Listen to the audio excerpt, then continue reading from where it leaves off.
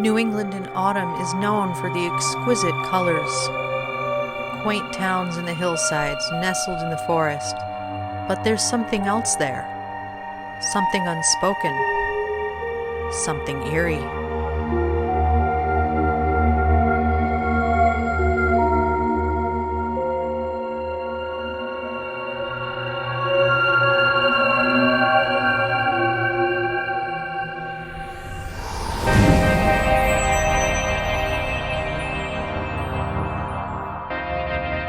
Welcome to part 2 of our haunted road trip.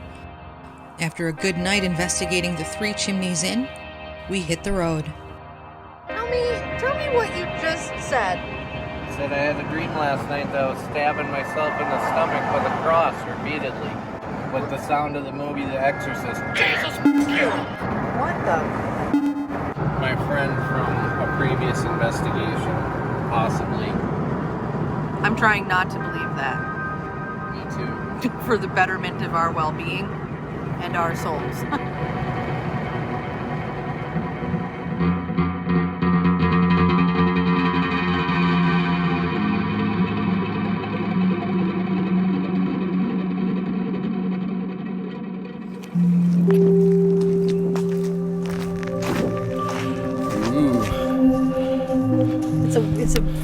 It's an autumn ocean visit. That's so crazy. Our road trip has taken us all the way to the ocean, folks. Collect sand. This is Ryan frolicking. It's a slow jog toward the water.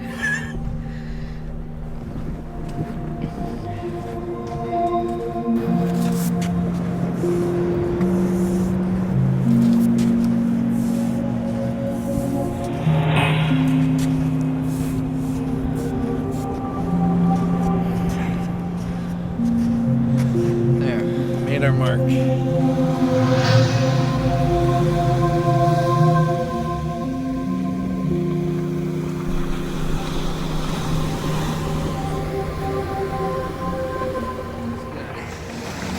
Nice. So big you collected rainwater. Sweet,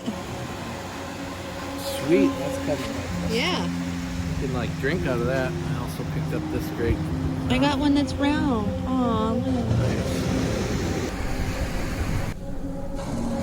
Yeah, get all the sand out of them. That's not sand. That's texture of his. Splash it. I don't care. I don't care on that one. See, that's the meat. I'll dry That's that big tendon that Yep. holds their halves. Yep. Hello. So where are we headed to next? We are headed to Island Path, the home of a former witch, a woman accused of witchcraft. She was actually very old, very bent over, and very cruel to the townspeople. No one would have invited themselves to be accused of witchcraft, especially in the 16 or 1700s. Nothing about the way that woman was would have caused her to deserve to be arrested and taken from her home and put in jail. She did not die from those accusations. She wasn't put to death, but she lived out on the edge of this landmass at the coast of New Hampshire on a road called Island Path. And to this day, people believe it is haunted by her spirit. We're at least going to go check out where one of the earliest settlements of New Hampshire coastline was.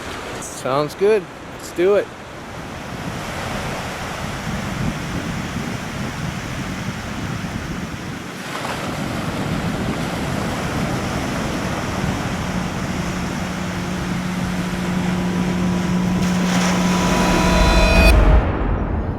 out here on this road that people see the ghost walking back and forth. This is it. This is out where she was. We're driving into some very expensive New Hampshire coastline homes. We go, yeah, oh wow. Former Island Path resident Eunice Goody Cole was accused of witchcraft in 1656. This was 40 years before the Salem witch trials. While she was never hanged, she did endure 9 years in prison and was ostracized by neighbors for these accusations. The hauntings of the area usually talk about flickering lights or figures that appear in the fog but can never be identified. The visage of a shadowy woman seen only through the ocean mist walking along this road has been reported many times.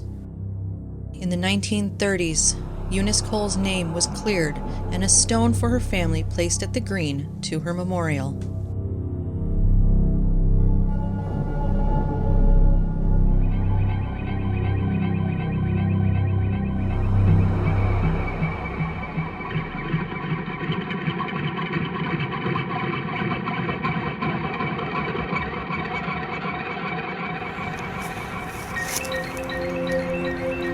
Beautiful wrought iron gate. Very old. And a scroll over here. Isn't that cool? This cemetery is one we found at random while driving along and decided to pull over and check out, to take in some of the historic folk art from the 18th and 19th centuries. Oh, look at this. Mrs. Sally Gile, consort of Mr. David Gile, only daughter. 1803, maybe?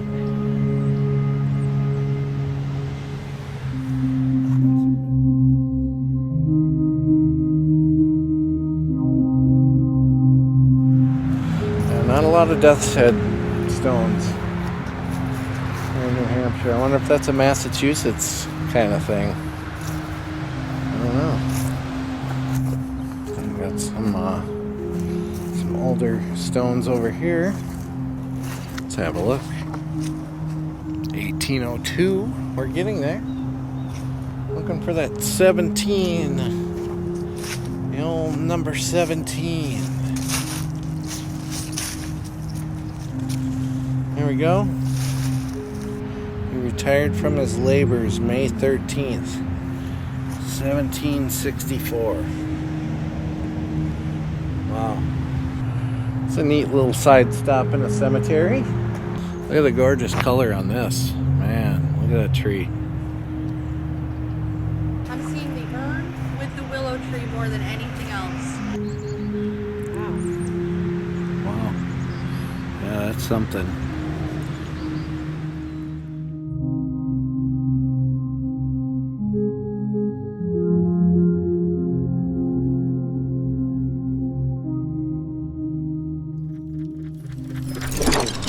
That's got the eye. That's cool. Anyways, off to America's Stonehenge, Salem, New Hampshire. Very, very cool, controversial, and an amazing site. It's often overlooked, I think. People have recently tried to research and learn more about it, but now it's our turn. We will see you there.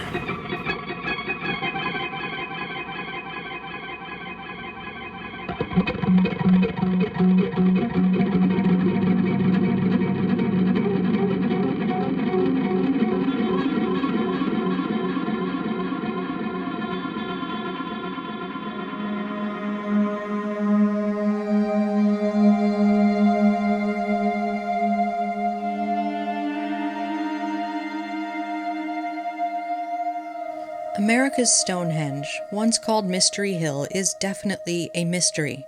It is an active archaeological site that no determined origin has ever been found for. The maze of chambers, monoliths, and the astronomical clock that it creates, to this day we do not know who built it, but it is fascinating to explore.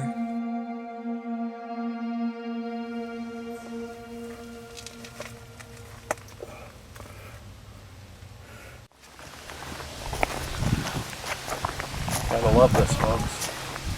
This is amazing. However it got here, it's old and somebody built it. Yeah. I wish there was a way to know, and people have been trying to figure this out for a long time.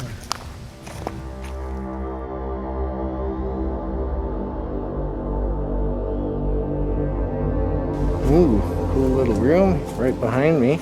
Shall we go in? Wow.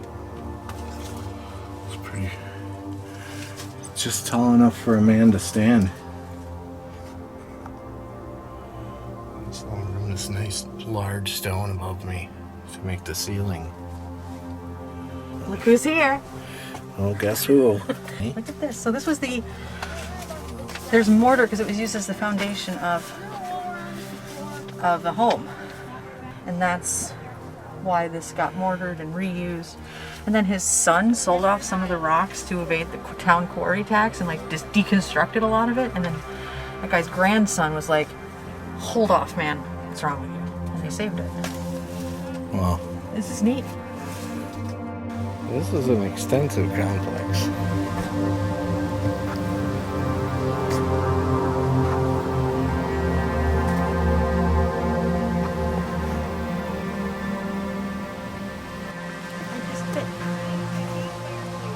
This is my house. This is my bedroom. This is my living room. Which one do you want to go in? It's a tight house. Yeah, it is. This is incredible. Wow. Man, Isn't that crazy? Look how big some of these slabs are. yeah. Amazing. Love it.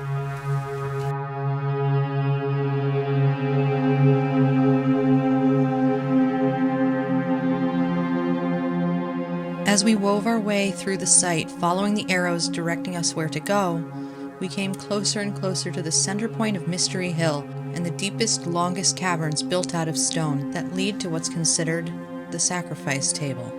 It may not, however, be a sacrifice table at all. There's so many nooks and crannies in this place. There's missing what? Nooks and crannies everywhere. Oh, yeah, I know.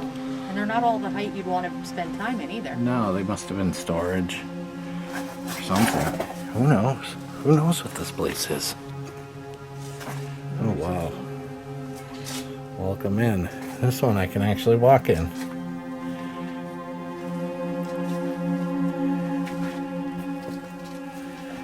Oh, amazing.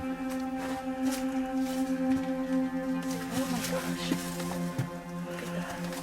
There's little chambers. H is a running deer carving. That's cool. This down here is just a drain, and then there's all these different compartments. Yep.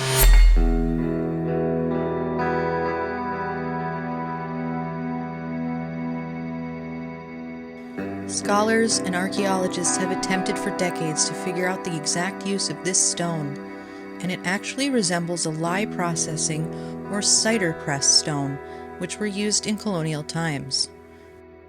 There is no certainty that any sacrifice was performed on this table and that blood was drained from the engraved ring along its surface.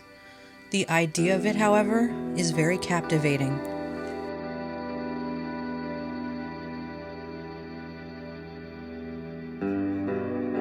Branching out from the main site are all the astronomical calendar alignments, summer solstice, winter solstice, the equinoxes, and the monoliths and the walls that go with it.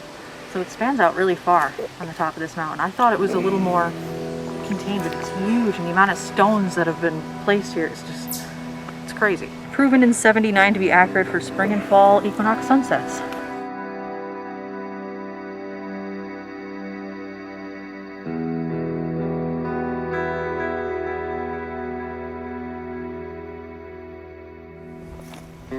It is fascinating, absolutely fascinating.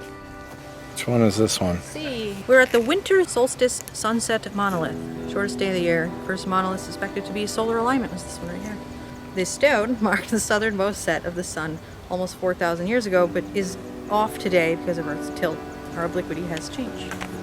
It's either 4,000 years old or an elaborate hoax. I mean, the radiocarbon dating says 4,000 years old, but that's not testing stone, that's testing carbon. Charcoal, what ends up at the end of a fire, is C14, radioactive material that has a half-life. So we know that it was used 4,000 years ago. We don't know it was built then. It's one of those awesome unsolvable mysteries. All right, shall we?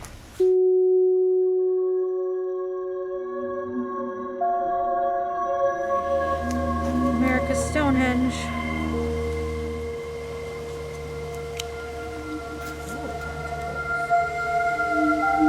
America's Stonehenge.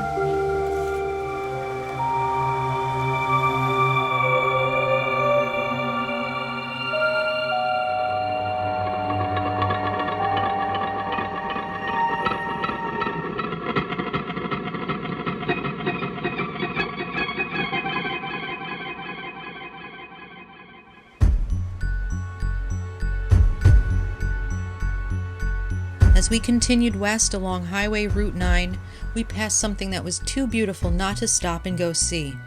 Between the towns of Stoddard and Antrim in New Hampshire is this beautiful double stone arch bridge. Built in 1852 to replace an earlier, more rickety bridge, it was built over the North Branch River on the road to Antrim. What's so incredible about this bridge's construction is that it features no mortar and relies on the arch stones and the physics of an arch to stay standing. While the river rages, the bridge is completely solid, and that's a testament to how it was built. Originally, the residents of the town felt that the double arch was too extravagant and too much cost for the taxpayers. 3 of the town's selectmen, Abner Knowlton, Nathan Morse, and William Wilson, were to oversee the project. Unfortunately, those 3 selectmen who oversaw the project would never be elected again. Who knew then that this beautiful stone arch bridge would survive for more than a century and is a landmark of American engineering? It also carries significance for the engineering and architecture of early New Hampshire settlements. The colorful autumn foliage and the rush of the river exactly capture the feeling of the beauty in New England.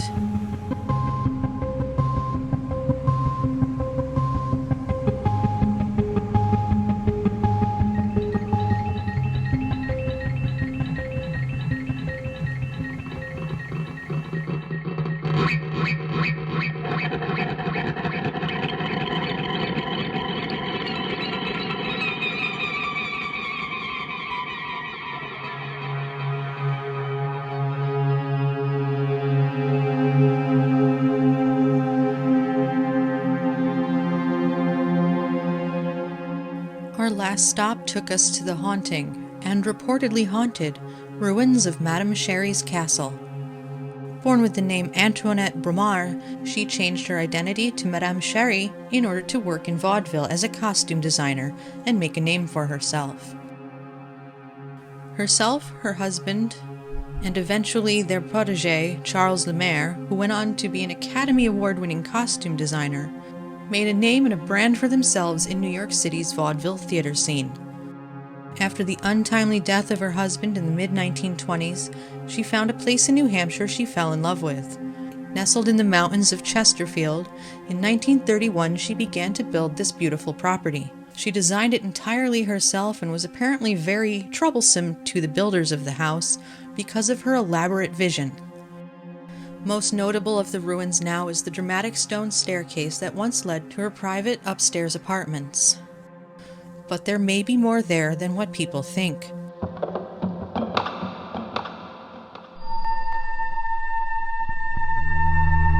Locals, hikers, and people who have come to investigate have reported hearing strange things coming from the ruins.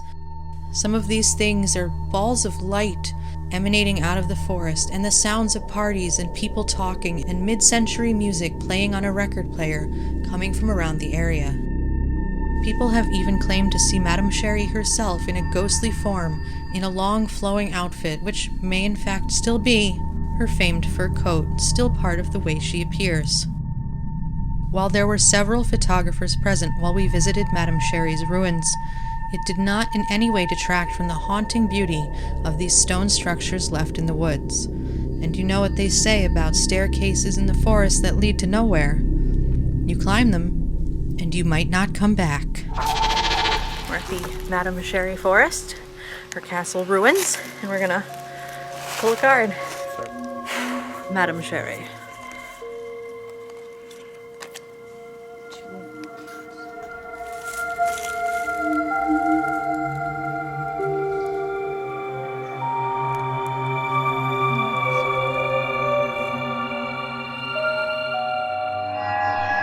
Hello everybody. Our road trip has come to an end. At the final stop, the Madame Sherri Forest, which was phenomenal looking. Looks like Westeros or something, you know. So what was your favorite? Well, the Hoosick Tunnel was really scary. Feelings of dread and like awful vibes, which is of course something I live for, so.